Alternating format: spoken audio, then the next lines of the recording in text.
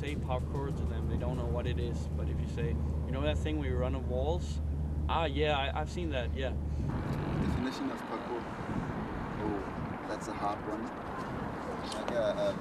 Like a boxing match. You see these guys, going at it for 2 or 3 minutes and then a knockout. This is what you see in television, but there's a lot of training behind it, and this is a pretty important part of parkour. I guess parkour is about playing and like exploring what your body is capable of.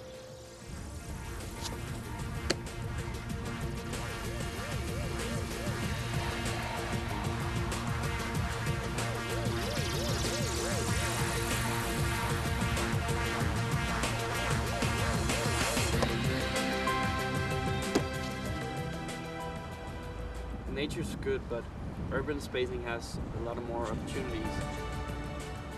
You're a lot more secure in the urban spacing, I think, even though it's concrete and it's hard.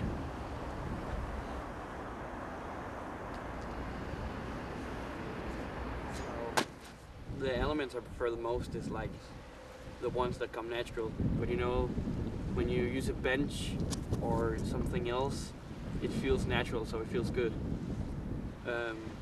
The flips are not my favorite, but I do like the ones that create a flow. So the ones that come natural into like my course of running. If you had to sort of force a flip, it really is good.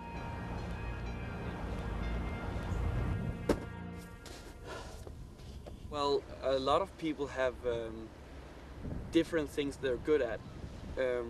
My friends and I, when we train, for example, one person can jump further than the other, one person can flip better. You're an individual in a group because you train together, and you sort of have your own ways of training, and you combine that way of training with other people's, and you learn from others. When I'm training with my friends, so I'm social at the same time.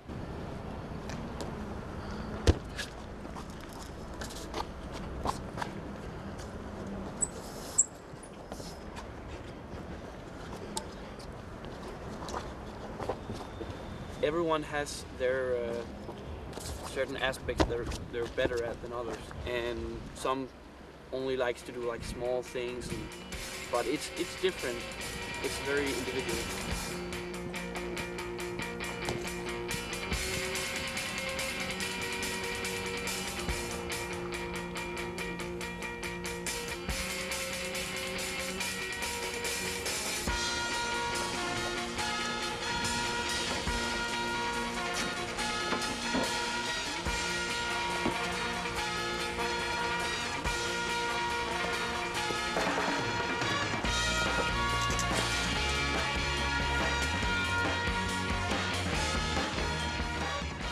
You could build architecture, benches and stuff like this in the cities, just little places that are meant for other than sitting or other than just standing on the bus stop. You could do little stuff in the city. It just invites you to be more active.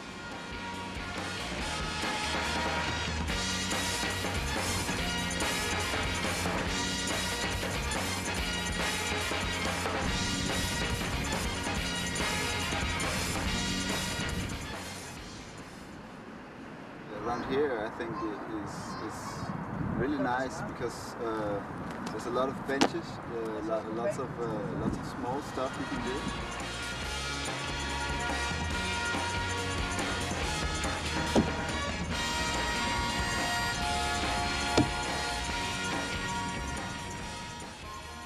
We build up these big jumps through training with all the small stuff. So we do the jump.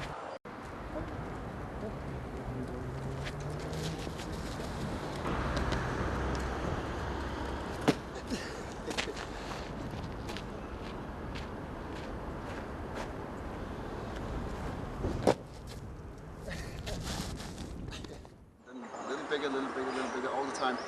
And then when we think we can do this, we do it on the ground maybe, and then we think, okay, we can jump this far, okay, we can do it up in the heights also. So that's how we build it up. It's not just go out and throw yourself.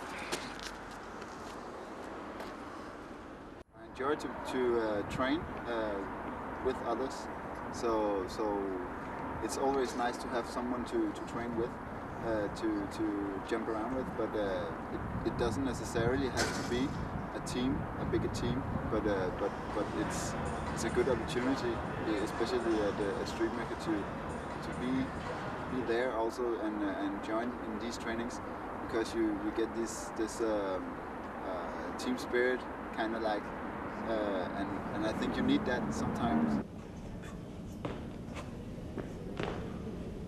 I think the organized parkour environment is quite necessary if we need to develop and if we need to show people that this is a possibility of moving.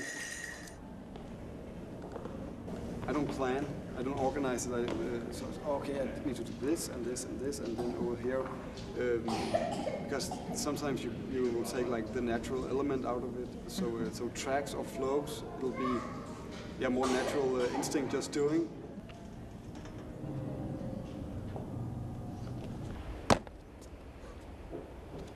I just sort of see the movements in front of me, because when you've been training for a year or you've really gotten into parkour, you start seeing a lot of opportunities everywhere you go.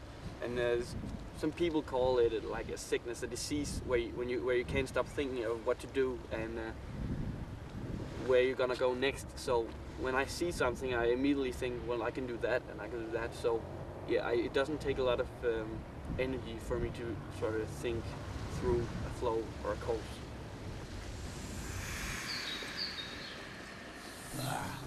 Hey. You're on your way now. Open your mind. And for me, I come from capoeira, so I got a lot of like acrobatics and kicks and flips and stuff like that. Waking up every day with the beam of the moonlight in my eye. Submitted my consciousness with the focus of my mind. I've got to dig myself back to the fitting of a totally breaking free. Knowing that my body is motionless and still asleep. I am waking up every day with the beam of the moonlight in my eye. I hurt myself, not seriously, but like you see my hands are pretty torn up today because I tried to, but that's not even from, that's just from working hard, just because the balls, they kind of like, they're rough on the hands. But it's mostly just bruises and stuff like that you get. I never like the worst thing. I think I hurt my shin one time. If you find something that scares you, you just have to do it until it isn't scary anymore. When you saw over there, I did the big jump. Like the first time was a bit shaky.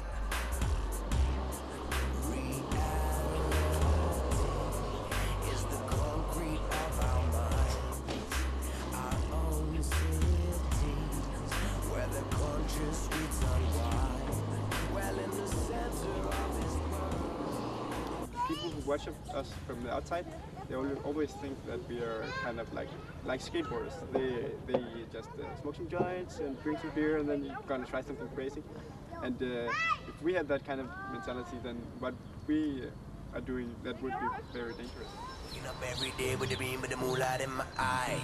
Submitted my consciousness with the focus of my mind. I've got to dig myself back to the fitting of a totally breaking free. Knowing that my body is motionless and still asleep. I am waking up every day with the beam of the moonlight in my eye. I had a group of students out somewhere on Amager, where some good walls for climbing and jumping on, but this guy, this old man, came and got really pissed on us because we were at his property, he thought, and threw us all away. And yeah, we were just like, okay, it's okay, we can find other places, but it's sad sometimes that there's some good architecture to move on, and it's not. People think that we destroy the stuff, the benches, ruin the architecture, but we see it in a lot other way. We see like a bench can be used for more than just sitting on it, but also like playing on it and do movements in everyday life. It's also how you like treat society, because if you're like polite and smiles at people and try not to disturb people and destroy the things you're working with, then people are kind of positive about what you do. But if you're just like reckless and just destroying the area where you train and like breaking plants and whatever, then people are gonna like see you as a bully and see it as vandalism, and then they gotta not accept it. So you gotta like you have a responsibility to the parkour society when you train, because it's the parkour society's reputation that you're like carrying around. So that's why when we trained over there with the roses, even though I was like cutting myself, I had to be very careful not to break the plants, because then it's just a principle. You can walk and you can bike and you can run, like, but you cannot jump on stuff on buildings. That's not normal.